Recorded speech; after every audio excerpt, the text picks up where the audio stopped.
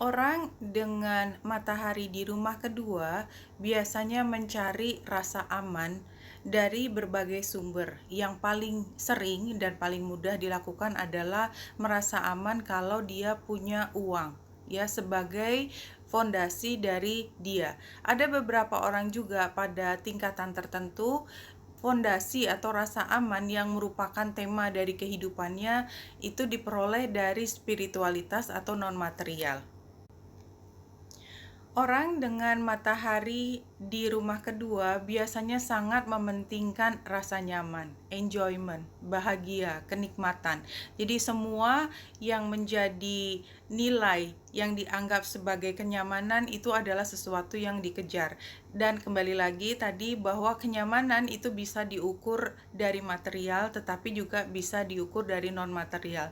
Namun demikian kebanyakan orang apalagi di usia-usia sampai dengan usia 40 biasanya itu semua cara berpikirnya, apa yang diinginkan semua ada kaitannya dengan bagaimana dia mampu menumpuk harta supaya dia bisa merasa nyaman dan merasa aman.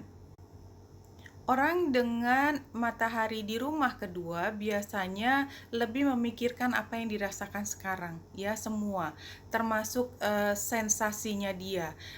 Apakah udaranya nyaman, apakah tempatnya enak, apakah pemandangannya indah, apakah harum atau tidak. Ya, jadi here and now termasuk di dalam sensualitasnya dia. Jadi yang sifatnya adalah seksual dan daya tarik kepada orang. Oleh sebab itu, buat orang ini penting buat dia tampil secara maksimal dan dia juga biasanya tertarik pada orang yang punya kualitas seperti itu. Walaupun tidak selalu dikaitkan dengan kemewahan, tetapi perasaan nyaman itu adalah sangat penting buat orang dengan matahari di rumah kedua. Dan perasaan bahwa dia menikmati saat ini itu adalah hal yang terpenting. Dan oleh sebab itu biasanya yang perlu dipelajari oleh orang dengan matahari di rumah kedua adalah menarik batas. Karena kenikmatan itu tidak ada batasnya dan itu bisa melebihi sesuatu yang seharusnya dilakukan, ya, bisa menjadi adiksi.